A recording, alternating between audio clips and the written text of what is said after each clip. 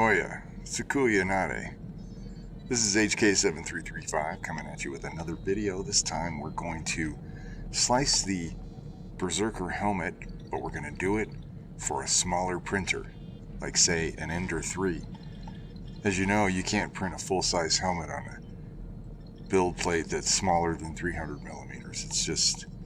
It's not really possible to do it without cutting it up. And a lot of times you might use a program like Mesh Mixer to do that. Mesh Mixer is a very old program, and as far as I know, it's not updated very often, if at all. However, these new slicers come with utilities that allow you to do the same thing and more. So I'm going to show you how to do that. So we have this Berserker helmet loaded up. I am in my Elegoo Neptune 4 profile, so I am on a bed that's big enough to print this helmet, but we're going to pretend like it's a smaller bed. So what would we do if we had a smaller bed? Well, let's say we wanted to cut this thing up into 4 pieces that we would then print and then glue together to create a full-size helmet. But what if we could add registration pins so that everything lines up correctly? Well, how would we do that? Let's find out. Here's our helmet. It's selected. We're going to go up here to the toolbar, and you will see that this icon here that looks like 2 boxes stacked on each other is the cut utility. So if I click on this, we're presented with a plane that we could call the cutting plane. I have no idea what this stuff down here is. Just ignore that. It seems to be some kind of an artifact, and it doesn't have any bearing on the surface. But let's take a look at this real quick. So we have the thing that tells us what our build volume is. We have our cut position, which is currently at 149.26. I believe that's on the Z-axis. That's how high we are up above our center point. And then we're back a bit. To move this back and forth, you can move your cursor until it's over this yellow ball, and you'll see the little cones will disappear, and you just have the ball. If you just click on it, you can drag it around to wherever you want. I'm going to start my first cut here, right in the middle of the ear. And if I just hit perform cut, we'll end up with an upper part and a lower part, or in this case a front and a back. And we can tell it to orient the part on the cut surface. So we know that our cut surface is going to be totally flat, and if we wanted to put that on the print bed, we certainly could, and that would not be a bad thing. However, maybe that's not what we want to do. That may not be the best solution. So we're going to keep that open-ended. The main thing we want to get right now is we want to get usable parts that we can orient in any way we need to on our smaller printer, like an Ender 3. So we're going to go ahead and we're going to just go ahead and perform a cut and just see what happens. And you can see we end up with, well, we've actually got a few extra pieces here. I'm going to undo this real quick. Go back into here. I'm going to go into edit connectors. I'm going to clear all the connectors. Okay, so by just clicking that refreshed it. Let's go ahead and cancel this. And what we want to do right now is we're going to back out of this. We're going to come back into here. And we're going to go ahead and hit perform cut. And you can see we have 2 pieces, and we have this smooth surface here. These are 2 separate objects. So if we just click this one, now we can move this one over here. And what we would end up doing here in Orca is we just add some more build plates, depending on how many pieces we want to slice. I'm thinking we're going to end up with 4, so I'm going to make 4 separate build plates for now. But right now, I'm going to go ahead and undo this. Oh, it's undoing my build plates. Well, we'll come back to that.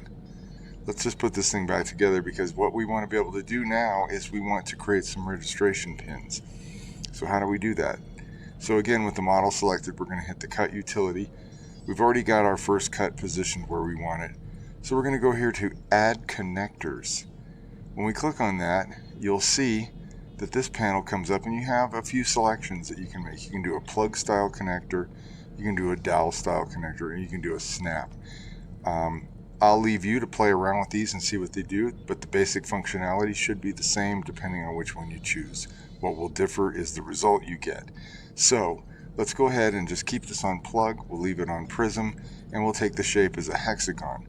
We want our depth, and I'm guessing this is for the holes, to be about 6 millimeters. So that's pretty good. We want our tolerance for the depth to be 0.02. I'm actually going to make it, 0.02 for depth is fine.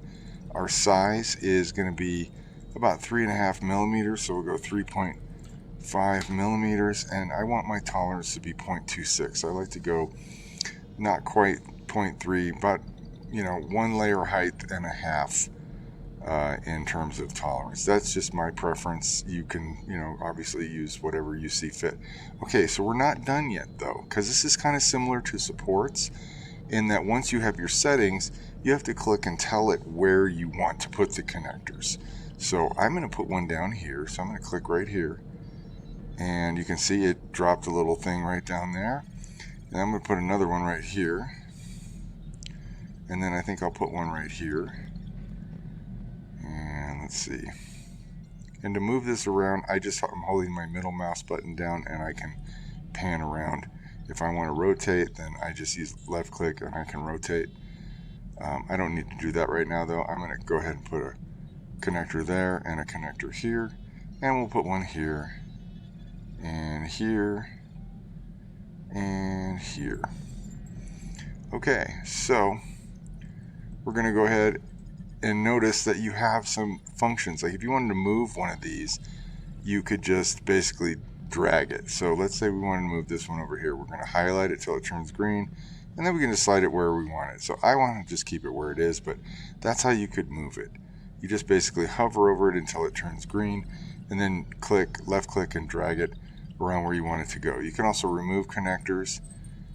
You can add more connectors by shift and left clicking. And then to remove our connector from the selection, it's Alt and left click. But to find out what these are, just hover over this little green keyboard icon and you'll be able to see all the different functions that are available. Alright, we're going to go ahead and confirm the connectors and we should be good to go.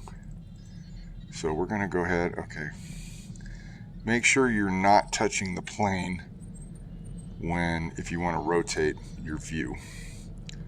Now we're going to go ahead and perform the cut again, but this time we've got some things happening. We've got some pins, and we're going to go ahead and move. We're going to add a build plate, and we're going to go ahead and move this guy over to here. So now we have these two halves. Now obviously, if you want to make this into smaller pieces, your next cut could be horizontal cuts parallel to the build plate, and you'll just end up with 4 pieces. But the process is the same. Let's go ahead and we'll go ahead and cut this guy here. We'll cut him in half, and that's good right there where we got it. I think I'm going to bring it up just a little bit so it's above this line here. So again, we want to highlight the yellow ball, and we're going to cut just above. Okay, so now we got to be mindful of our dowels here. So maybe cutting right here where I'm at might be the way to go. Or maybe we come up a little higher, like right here.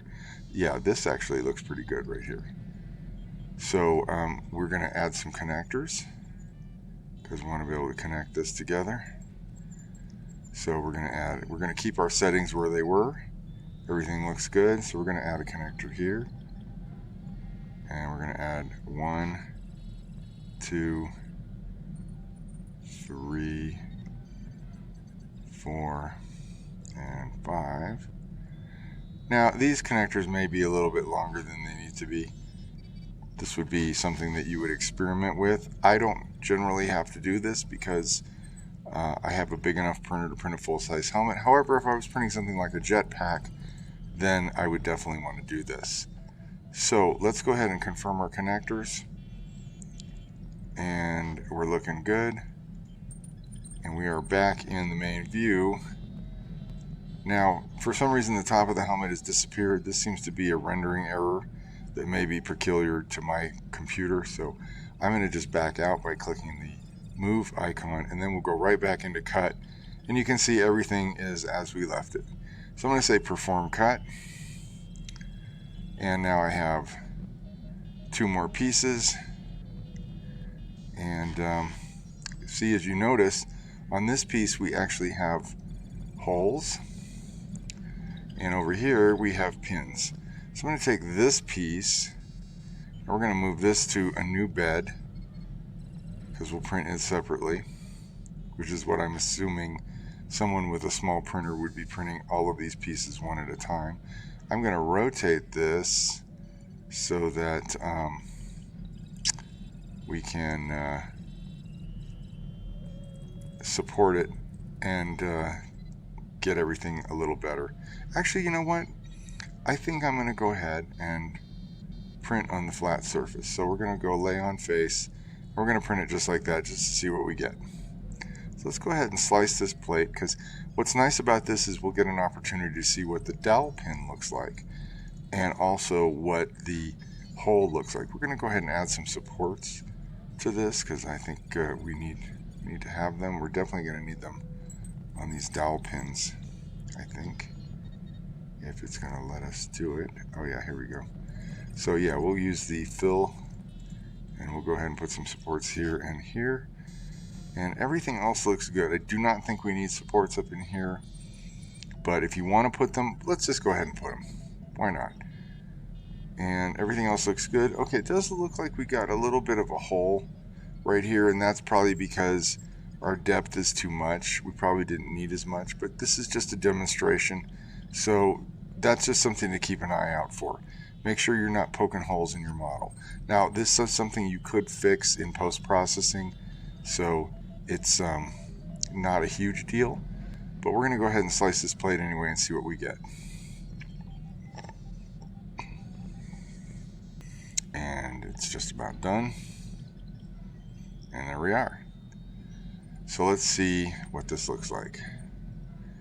Okay, you can see our dowel pins are showing up great. And it's really hard to see our sockets here, but I think if we just pull down a little bit, we should be able to see them. Yeah, here we go. Okay, so you can see it actually did cut holes into the model that are going to be receptacles for the pins. So this would be something you just want to play around with to get the right diameter, to get the right placement. Like this could be moved in more. It doesn't need to be right up on the edge here. This could actually be a smaller diameter, and you can do independent diameters for each one of these pins. That's just something to know. So play around with this and see what's going to work best for you. But the main point is that it is possible, very, very possible, to cut any model up and make it manageable for a smaller printer such as an Ender 3 or similar. And you can do it with registration pins. So when you put your model together, everything's going to line up. In theory, everything should line up perfectly. So there you have it. I'm going to back out of this so we can see what we've done, get an overview, and we're doing this in Orca Slicer. The functionality should be similar in Prusa Slicer. I believe Prusa Slicer has the same tools, just slightly different arrangement in the user interface. So, but other than that, the functionality and techniques are probably very, very similar. All right, so that is how you can take a large model and cut it up to be managed and printed on a smaller printer such as an Ender 3. I hope you enjoyed this video. I hope you learned something. If you have any questions, please feel free to leave your question in the comments.